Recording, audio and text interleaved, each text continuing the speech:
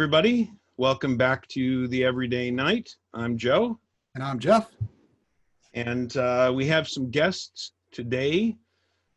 Today we're talking about a subject that was suggested by a listener, and listener questions were suggested about the question of women in the Order of Chivalry in the SCA. This is an SCA specific episode.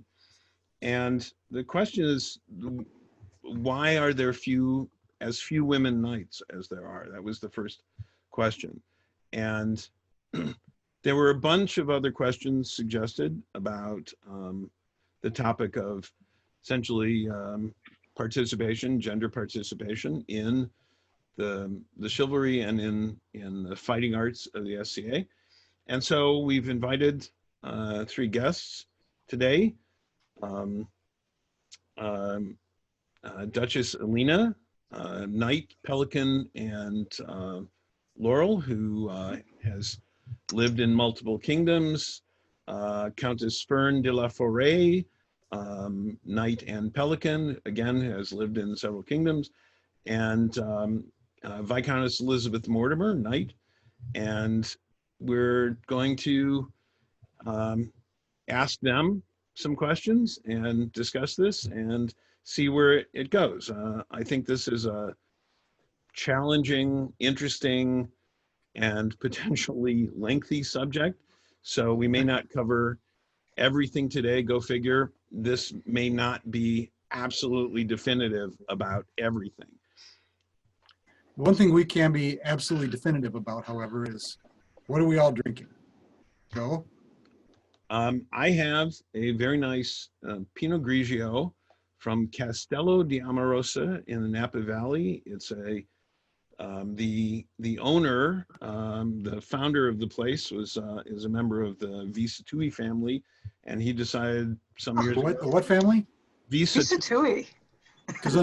Yeah, wonderful winery. Yeah, Dario Viscountess, and he decided that he wanted to specialize in Italian wines, and so he built a replica of a 14th century castle.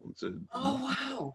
It's a lovely, which is important to the winemaking, I'm sure. well, and the wines, well, it's very much they have events there and they do other things, and it's really, really quite lovely. They have some very nice wines there. So that's what I'm drinking. How about you? Sirs? Yeah? Oh, Sirs, what are you all drinking, since we're all here in one place? I have leftover coffee from this morning. Yum. With hazelnut creamer, hazelnut being the only flavor that continues to be good in coffee. Oh. I love Viscountess wines, but this is water. There you go. I'm drinking sangria, and it's plonk. It's plonk? Oh, it's a British term meaning cheap wine. Oh, okay. Sorry, speaking Canadian there. I've got little, well, you can't even see that. Okay. Just a... Harry, your cloak of invisibility. Right. It's like my whole arm is disappearing. There we go. Okay. That's just a Long Branch Wild Turkey bourbon. It's a single barrel bourbon from the Wild Turkey Company. A little bit of ice. So there we go. So anyway, welcome, ladies, sirs. First questions out of the way. So please begin just with a very brief introduction of yourselves. How long have you been in the SCA? What kingdoms have you participated? That sort of thing. I'll go first. Okay. My name's Duchess Elina of Beckenham in the SCA, and I've lived and participated in 7 kingdoms. Some of that's a little bit of a cheat because I was in Meridies before Trimaris broke off and became its own kingdom. So do you count that as 1 or 2? Just count it as 2. Okay. So let's see, I've been fighting for 36 years. Lots of different kingdoms. My peerages are from different kingdoms. I love interkingdom anthropology and actually seeing the differences in how people solve the same problems, because we're all faced with identical problems, and yet the flavor of each region and kingdom solves their problems differently, which I always found fascinating. Fern? Yeah, I'm Countess Fern de la Forêt, started in the Middle Kingdom in 1973. You can do the math. When I came to college, picked up, dabbled with fighting like all of the other freshmen in my SCA class did. I've lived in some other states and some other kingdoms. I spent 10 years in Atlantia. I was the first lady knighted in the Middle Kingdom, and even better, I was the first lady to authorize in the Middle Kingdom. Ooh. At the time when it was not clear that ladies would ever authorize in the Middle Kingdom. So that is actually a bigger step than getting knighted, because once ladies were authorized, somebody was going to be the first knight. If not me, it would have been someone else. It took about 10 years as a squire before I got knighted, and that is a pretty ordinary time for guys too. Let me say, at what point did I get serious about fighting? I'll tell you. It was when the other guys who joined the SCA as freshmen the same year I did, when all of them were knighted except me, I said, no, there's something wrong about this, and I'm going to do something about it. And what I did was put in more work, more drills, more efforts. That about 2 years after that decision is when I got knighted. Okay, Bess? Yes. I'm Viscountess Elizabeth Mortimer. I have lived in 3 kingdoms, the Med, Eldamere, and Trimaris. I started in 1987, so I'll let you do the math on that one. And I got knighted. I was put on vigil about 8 years later, and then knighted shortly after that. I think it's worth noting with respect to your grace and your excellency that Elizabeth did gain her viscounty rank by her own hand. Mm-hmm. Good girl. The first in Eldamere, I believe. Yes, first in Eldamere. And we're very proud of you too. Absolutely. So, Go ahead, Joe. Okay, so the first question that our listener asked was really about why there are so few women knights. And I think that we want to keep that in mind, but we'll get back to that question at the end. Because everybody's got challenges in fighting. I'm particularly curious about what challenges you faced. And Fern, you've already mentioned, everybody you started with was knighted except you.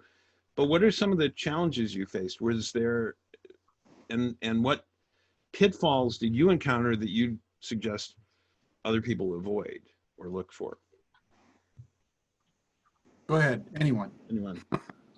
So let me say, some of the questions we're talking about, some of these problems and pitfalls happened to me.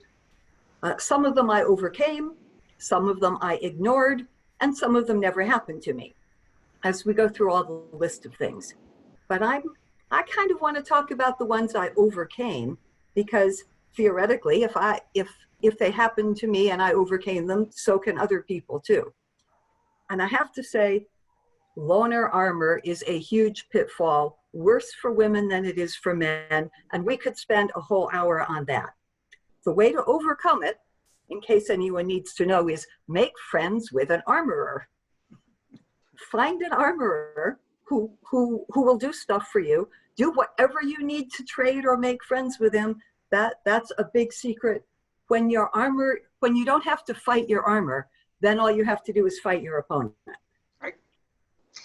So one of the big things about that is most loner armor is made for men, and women's bodies are different. And believe it or not, it has nothing to do with the chest. It has nothing to do with secondary sexual characteristics. Hasn't got anything to do with the chest. The body is shorter, the thigh is longer, the proportions are not the same. And as a result, when a woman puts on a man's armor, even if it's a small woman, wearing a small man's armor, a large woman wearing a small man's armor, because the proportions are different, it bites and pinches and prevents you from moving in ways that make it next to impossible to be comfortable fighting. Real world application of this, the Army finally caught on to it, but flak vests, the military flak vest that you wear in combat, covers her hips and she can't move. She can't run, she can't bend, she can't stoop, because the flak vest is covering her hips, and if she bends over, it jumps and pokes her in the throat. That very same thing that I discovered in '93 when in a combat zone, I brought back to the SCA and saw it in my own armor and in loaner armor, and it's what made me start pointing out to people, dude, her body is shorter, and therefore her armor body needs to be shorter. So Fern's absolutely right. The very first hurdle anyone gets is getting into armor and having it fit. And unless you're looking for the fit differences, and we didn't, you've got a huge issue there. I want to ask, Elina, so what was the Army's response? Did the Army make all vests shorter, or is there now a women's and men's flak vest? There is now a women and men's flak vest. Okay. They finally figured it out. In my particular instance, because the pistol belt, literally it's the belt you're putting your pistol on, is around the waist. For a man, that's 4 inches lower. For me, it would get covered by the flak vest. So if I wore my sidearm where I'm supposed to wear my sidearm and then put on a flak vest, I literally couldn't get to it. So I had to jury rig something that looked like a gunslinger's, down around my hip and strapped to my thigh in order to be able to access the weapon in a timely fashion. And it was absolutely not uniform. Lots of people were irritated with me until I had to actually demonstrate it for the command why it was impractical for me to be towing the line to the uniform. And ultimately they switched it. They made women's vests. I might have ventured to guess that one of the biggest problems women would have wearing men's loaner armor is the hip and leg armor. The hip belts and leg armor are not made the same way, I wouldn't have thought. And that is what I would have thought would be the biggest, most problematic area. Right. Let me show you, I have photos. I don't know how well you can see that. Okay. Oh, from your book. Right, these two models are exactly the same height, and their knees are marked in the same spot. Their shoulders are at the same height, but their waists and hips are different. Now, on this side, you'll see a picture of a nasty bruise at the forearm or at the shoulder spot. That's a result of bending over and having the body armor shoved into the shoulder socket. Right. I know that one of the things that I've typically done with students of fighting is review their armor fit, review their equipment, and I've had women squires and I've done that with them as well, but I do it with everybody because everybody's body, every body is a little different. Yeah. And so, but certainly when someone's starting out, they don't know what they don't know. And so they need people to help them with this. Right. And the people helping them with this have to know these things and have to understand the fit. They have to know what they're looking at. Yeah. This is part of the answer to why the fencers, why the masters of defense attract more women and are more successful with women, because you can just buy armor. It's easier. The loaner armor is easier. It's more adaptable from men to women, and you can just buy armor that fits you. You don't have to make it yourself like you do with heavy fighting. So this is one of the known problems, and it's not, as Eli was saying, it's not unique to women. Men with funny shapes, like fat men, have a different set of problems too. Everybody's got a different body. It's better if your armor fits. It's not easy to figure it out, but but it's a very consistent problem with women. And also remember, loner armor is often made for the biggest guy in the group. You have one set of loner armor and it's got to fit everybody, so you make it big. This doesn't help the men fighters either. In my group, we have different sets. We have a small, medium, large, or lack of a better term. But when I've gone shopping, say at Penzic, there are literally like, there'll be knee cops that I can wear on my head. Finding armor small enough for women is incredibly difficult. I looked for years for gauntlets. When Greta started, lacrosse gauntlets in the boys division. Yeah, I've done that. I've done a lot of shopping. But if I want a good pair of gauntlets, even when Greta was making gauntlets, I went to him and I went, okay, for Battle of the Nations stuff, what do you have that's small enough for women? He said, I don't have anything small enough for you. Right. And eventually, a few years ago at Penzic, he went around and started tracing women's hands to get a sort of an indication of what women's sizes were so that he could scale them down for us. And it's more than just scaling it down. Yeah. Pardon me? It's more than just scaling it Well, down. it is, yeah, but for a shortcut, I call it scaling down. Right, Yeah. and that's one of the other anatomical differences that I often talk about. I was introduced it by a coroner who, sorry to get kind of graphic here, she was identifying body parts after a plane wreck. And just like when you were in school and hooked up the little electrode and battery to the frog, she was trying to identify a hand, severed hand, and was trying to figure out male or female. And she, hooked up the electrodes and the hand did this. And she immediately said, 95% chance it's female, as opposed to the hand doing this, which would have indicated that it was probably a male. And so, and this is this grip is a tendon-based thing, and it's a little more comfortable for women than this grip is, which is a little more comfortable for men. Interestingly enough, in Oriental martial arts, the martial art forms that originate through a line of nuns use this as the strong fist, and this one comes out of the martial arts that derive from monks. So it's just one of the things I've consistently seen as a problem are shield handles for men and women, but the problem is more pronounced, I think. The greater the angle of what I call a natural grip, the more pronounced it is, because the natural grip is, you'll see a lot of their shield baskets I see that have a handle and a cover, and they're mounted perpendicular, which causes a strain on the fingers here, and you can't get a good grip because the natural grip has an angle like this. And in some people, it's, as you said, Toby, very pronounced, right? So, but this, I think the problem of starting out, you're talking about the armor problem, which is really at the very beginning. And I think that the problems at a beginning often lead to people dropping out. And this is true in school, in professions. Yeah.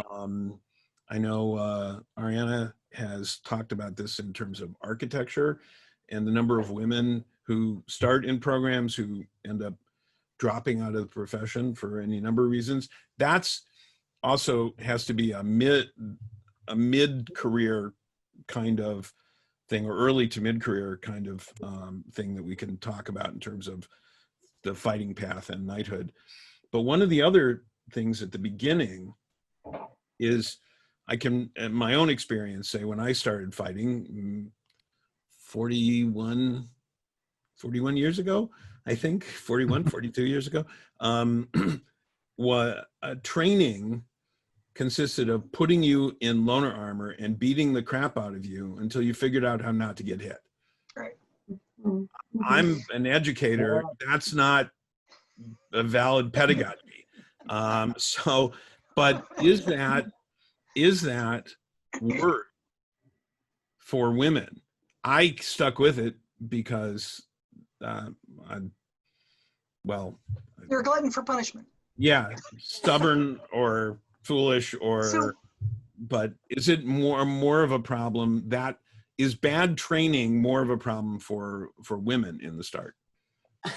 So Fern brings up armor as one of the early problems, and I'll tell you that there's one that's clearly before that, and I think you're touching on it, is that getting to the field to begin with is a hurdle that she's got to get past, and more so than guys. And that will feed into the rest of her career training and how she interprets everything. And it comes from how women are raised different than how men are raised.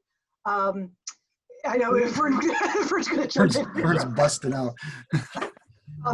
So oftentimes guys are taught that the shoulder punch or the slap on the back or the touch from another guy is a Painful camaraderie touch. thing. Painful touch from another guy.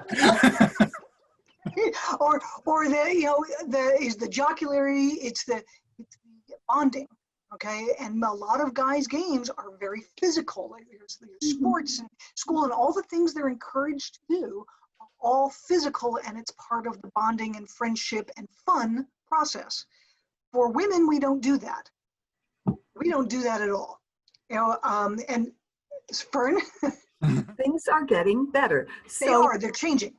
And this has to do with one of the ways things change is athletic experience. So when Title IX came in the 70s with women's sports, several coaches were quoted as saying, it takes 20 years to make an athlete. So now we're starting in the 70s, starting teaching women to be athletes. Women who come into the SCA with athletic background, that's a whole different, they've overcome some of these things already. I'm going to say a huge psychological problem that both women and men share is false expectations. Yeah. And one of the expectations is a successful fighter is big and tall and muscular looking. But Fern, that's a natural advantage. Sure. I'm saying it's an advantage, but they do not look at the men who are their size, who are knights, like Eliahu and Dag, who is not bigger than, you're not in the bigger than average. Oh no, I'm right in the average. I'm right average. You're average for a man. You're not average. Size-wise. Neither of you is average.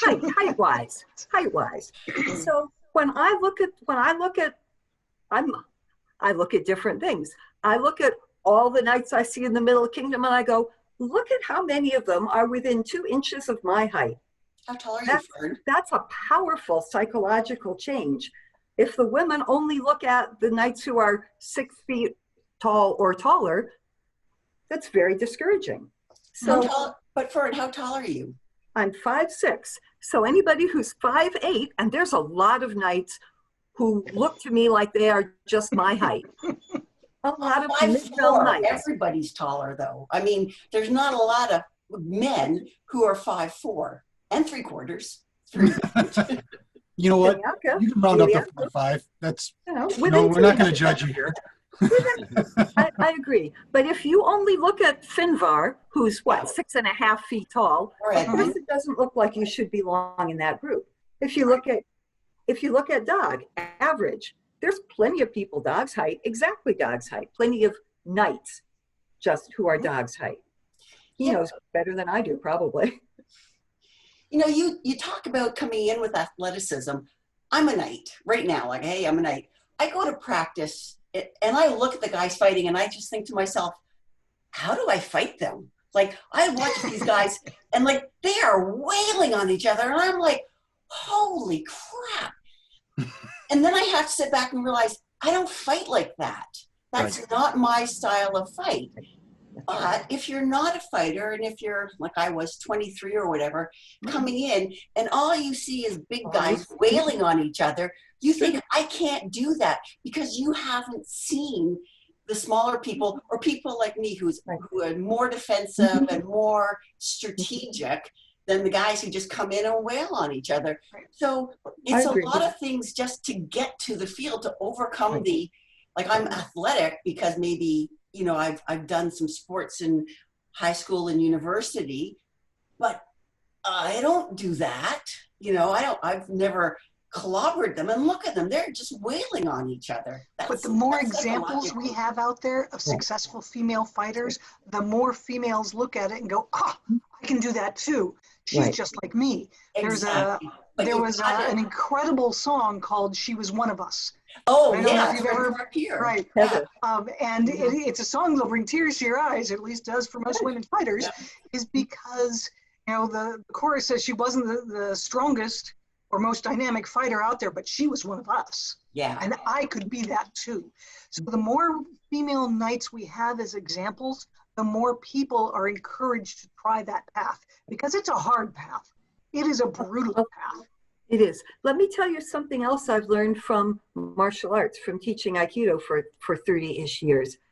When you do an Aikido demonstration for a big group, it's crucial to have beginners in your demonstration and middle people, because the folks who are watching, they're not, yes, they're very impressed by the black belts. Gosh, that's exciting. No, I could never do that. Right. The people they're watching are the ones who are just a little better than them. Well, I can't do that throw as well as they did, but I could do it as well as that blue belt did. Or that white belt beginner looks pretty clumsy, so maybe it's okay if I could do it too. It's not just the top level people that the observers are looking at, Right. but they're also looking at who's a little better than them, because it's a smaller step to get to that. Right. And that's where it becomes important not to ridicule the beginner. Oh, And wow. you know, whenever you've got someone trying out something, we all look stupid trying out something. I'm trying a new skill myself. I'm horrible. I hide it. Steve laughs at me because I was hiding the fact that I was trying something new. But let me tell you, if you're learning to play the bagpipes, you want to hide. How do you I think I'd prefer you hide too, honestly. I'm disappointed you didn't bring your bagpipes to this. And I've got the chanter in the other room. Anyway, so Scottish you- girl says, bring it out. I'm Scottish. I confess.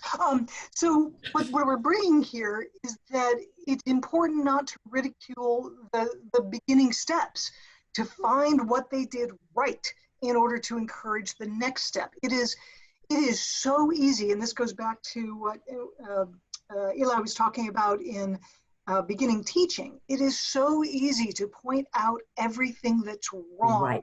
with what somebody does. But there's an old adage when you're teaching as well: reward the behavior you want to see more of.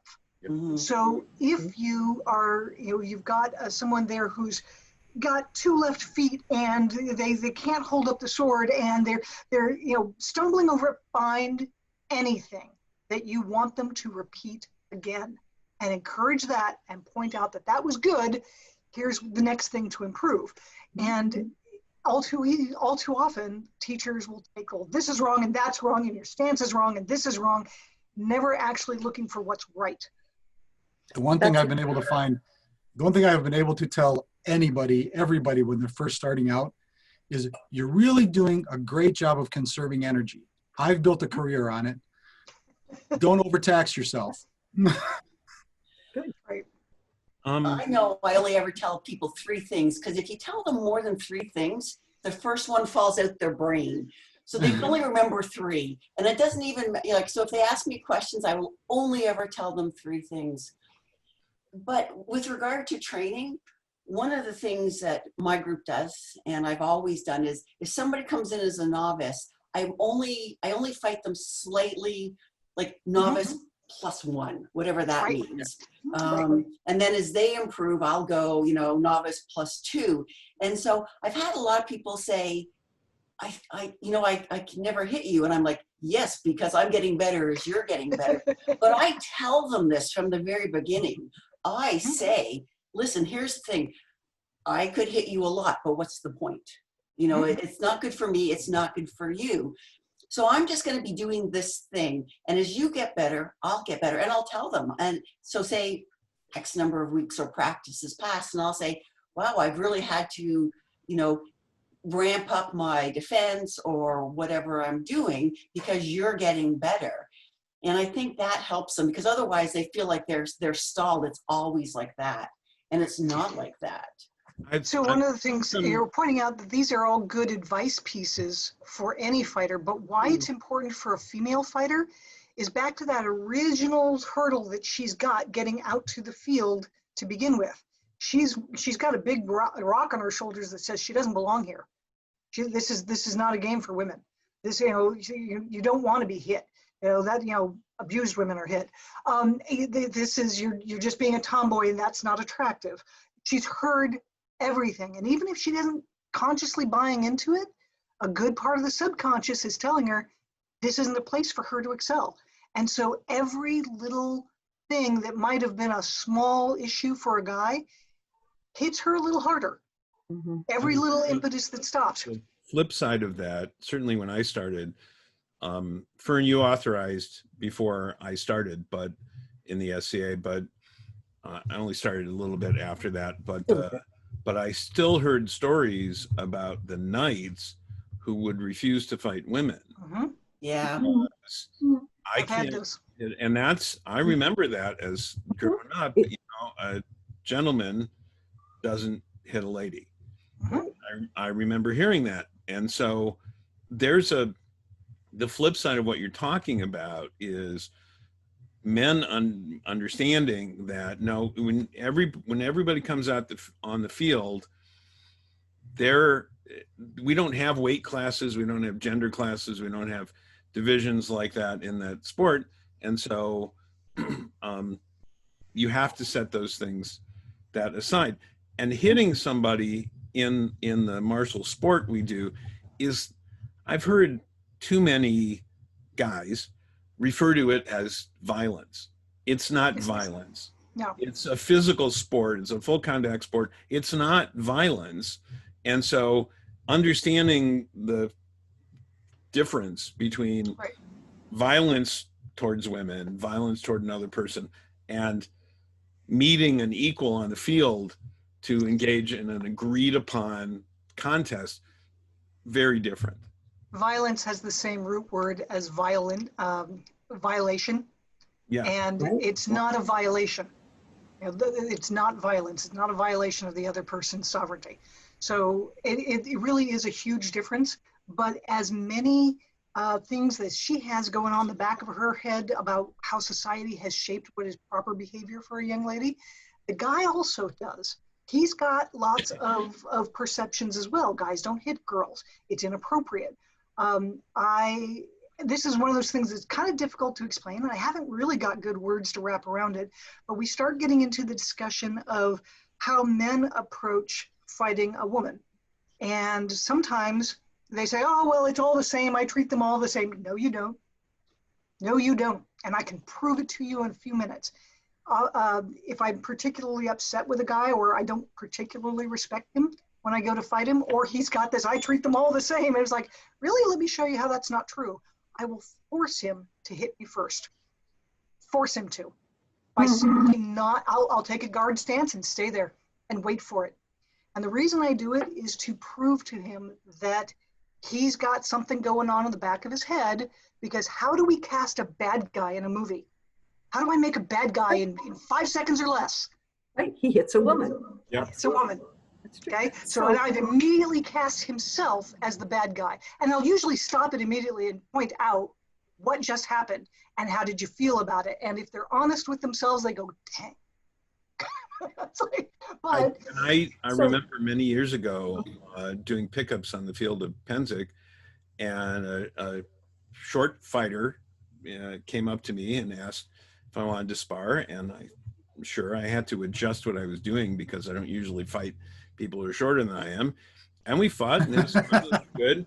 And then the fighter's helmet came off, and the hair came down, and it was a 16-year-old woman from California, because they authorized a 16 there. And my first reaction was, oh my God, I've been beating up a little girl. And probably Jocelyn. It was. Yeah. She's correct in one. She's 5 foot nothing and a rabid little badger. Yeah.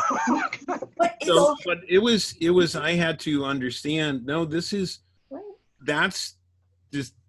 my problem. I'm disparaging the other person by that attitude. But that was my first thought, and I had to get over it. So I had a different way of helping the guys get over it.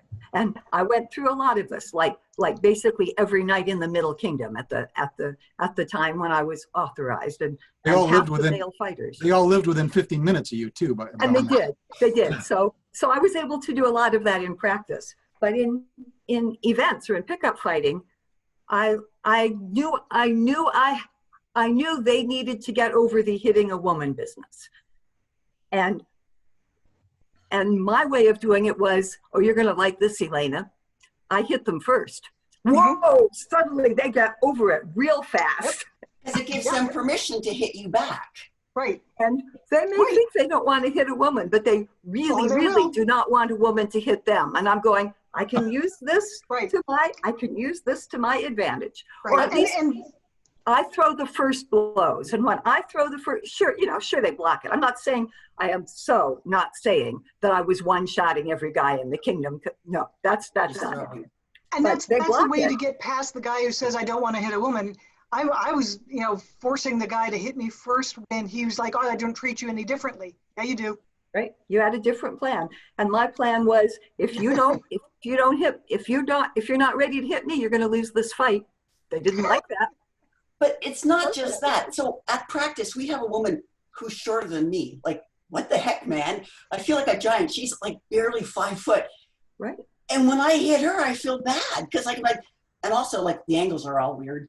But I'm like, because I'm never taller than anybody, and she might, she's an adult, she's not a child, but it's weird because she is smaller than I am. And I think the size kind of has something to do with it as well. Now, I've never been a big guy where everybody in the world is smaller than you.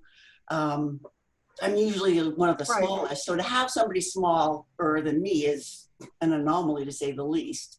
So for me, it's an unusual experience. I'm interested in some of the questions about the sexual harassment that your viewer brought up. I don't think that we three have been great victims of that, and I'm not entirely sure what specifics other people have had, and whether they specifically relate to fighting or not. But I'd like to know what the other ladies think. If it has happened to me, I either haven't noticed, or I've forgotten, or I've just disregarded it as the guy's being a jerk. So I'm not, but I also want to say that when women have said to me, or they've expressed that they have experienced it, I don't want to discount that people have experienced it. I am only talking about my experiences, and I am not saying that they did not experience it. I want to make that very clear. But honestly, I do not recall anything except support and being welcome on the field. And that was a really long time ago. So my experiences are a little different, and that's in part from living in a variety of kingdoms. My father taught me when I was very young that if you're in a bad situation, you only need to make a spectacle once, and people will not put you in a fight again. And it's usually only once per kingdom that I've ever had to do something. I only ever once at Penzic had to practically break somebody's wrist as I was taking it off my butt. So it was like, and you know what? None of his friends ever patted me on the butt again. It was easy. But I will point out that fighting in general gives a woman a sense of confidence that is more than just verbal. It's how she walks, it's how she moves, it's how she carries herself. The ability to fight and be seen as an equal on the field to the men she's fighting gives her a presence. Okay, it is a presence. Believe it or not, it's one of the things that people evaluate on a Shiv council. Does he look like a knight? Does he act like a knight? Does he move like a knight? But that presence is fairly off-putting to the guy who's going to be doing those kinds of sexual harassment things. They don't even try. It's often taught. Anybody who's ever lived in a large city is taught to not walk like a victim. Right. Right. Yep. So I think it's related to that. It is. This issue every time a knight has a female squire and then that becomes a romantic or sexual relationship, I have always had a negative reaction to that because I think it undermines the credibility of all women as being on the path, as being interested in the sport.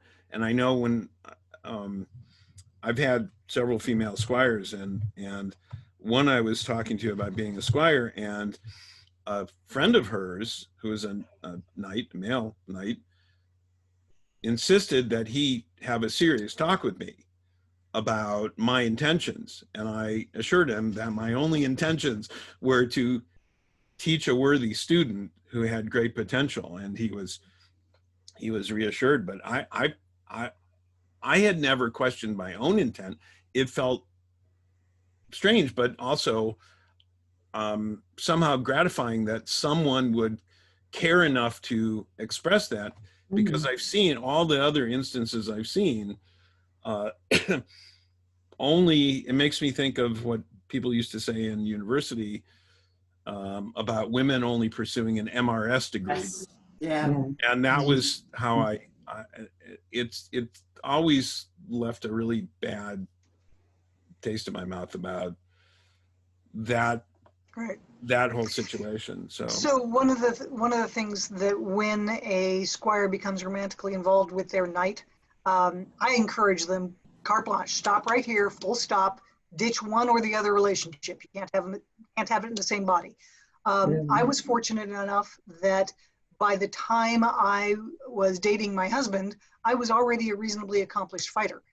You know, I already had some chops under my belt, so he didn't have that level of authority over me. And I was also very fortunate that he could be my trainer on the field and my equal the moment he stepped off. You could be my superior on the field and my equal the moment we stepped off the field. And that's the switch that can't necessarily flip when the trainer is also romantically involved with the student. Yeah, and there's that whole power dynamic, right? Like, I hate to say it, but you take somebody who's a knight, who within the context of the SCA has power, position, and authority, and a non-knight, you know, a female squire. But in this, I mean, the reality is this is generally a gender thing. It's a male knight and it's female squire.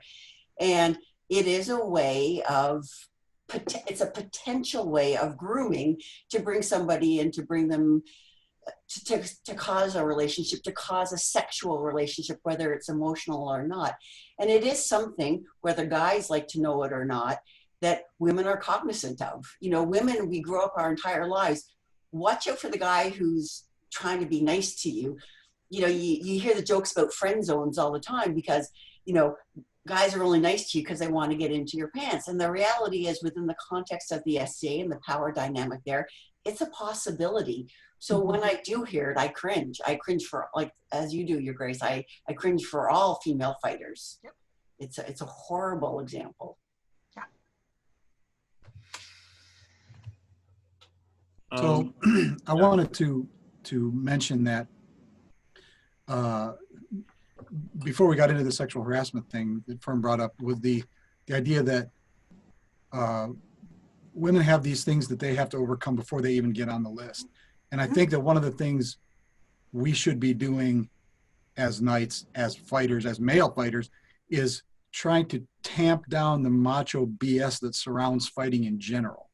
And I've been trying to do that for a long time, because I am average. I'm not a big guy who can just keep throwing harder until someone, you know, bends to my will.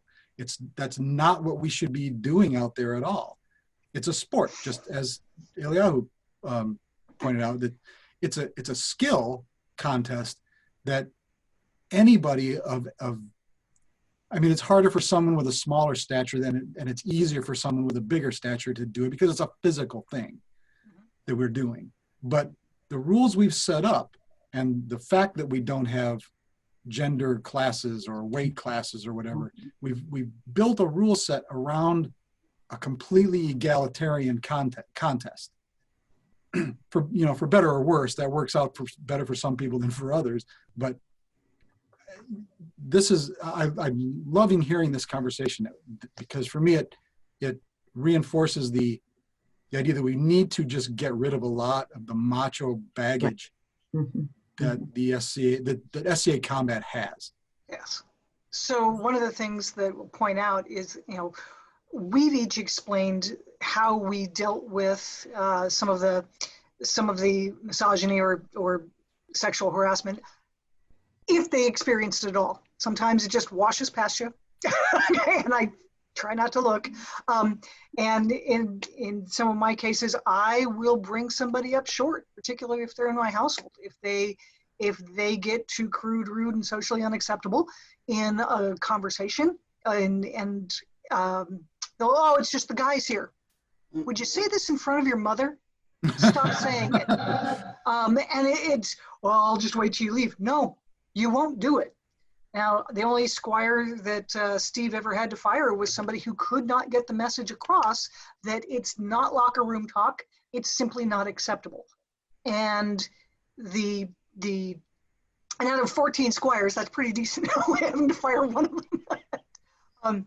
But the instance is, this is something we have to rely on the males around us to do. Nobody gets a measure of equality by themselves. It has to be by those who are with the perceived power already, have to accept them. And this comes down to, this one's the responsibility of the guys to say, guys, that's not acceptable in my presence. And if you have respect, it's a responsibility of all the knights to both walk the walk and talk the talk, to say in words, this is getting this conversation is getting creepy. This foul mouth doesn't suit me. I don't like using this kind of language. Guys need to, the male knights and the rest of us also supporting them need to say it in words, because you also cannot count on the squires around the campfire to pick up what you are not saying. Right. So one of the things that happened many years ago,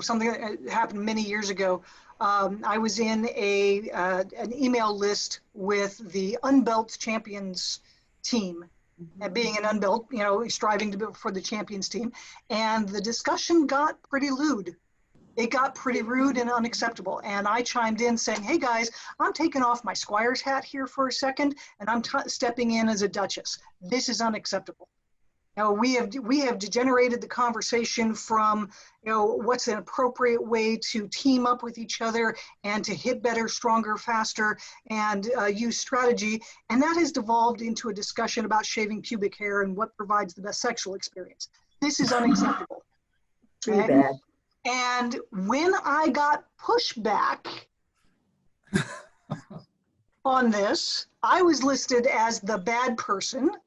Okay, I printed it out and handed it to my nearest duke, who happened to be working with me, and Duke Finn was irritated and turned around to, I believe, Eli to shut the list down and become its moderator. So here's the thing, though. Why wasn't your word good enough? Why did it have to come from a guy? Why do guys have to hear guys say something before they listen to it? Perceived authority. Because even my putting on my Duchess and Rose hat was not enough. Although I got a dozen private messages from people, male and female, saying, thank you for saying something. I was getting kind of uncomfortable. Yeah. But no, it wasn't enough. Many years ago, it was Penzic, we were allied with other kingdoms. It was a duke from another kingdom who was renowned as a strategist. And he was discussing strategy for a particular battle, and he was using very graphic bodily parts, violent sexual metaphors violence to describe what we were going to do to the enemy. And I said, stop right now. This is completely inappropriate. It is unbecoming a knight and a duke of your rank. And he said, he turned around and called me names, which had to do with, the P word and the F word and all sorts of words. It's like, if that's all you've got, it was completely unacceptable. I called him on it. My word wasn't. I was Prince at the time, and they were our ally, and my word wasn't good enough for him. People are stubborn. Yeah, and especially when they've been caught up being wrong. They don't want to admit, because you're embarrassed, right? You do what you can. You don't want to be embarrassed. You don't want to lose face. So you deflect and you push back. No, you're wrong. You're a prude. You're uptight. It's just a joke. It's everything. But it's just a joke defense is so lame. No one's laughing. Yeah. Yeah. In that case, it's a really bad joke. He shouldn't do it again. This is the end of part 1 of this chapter. Please join us for part 2.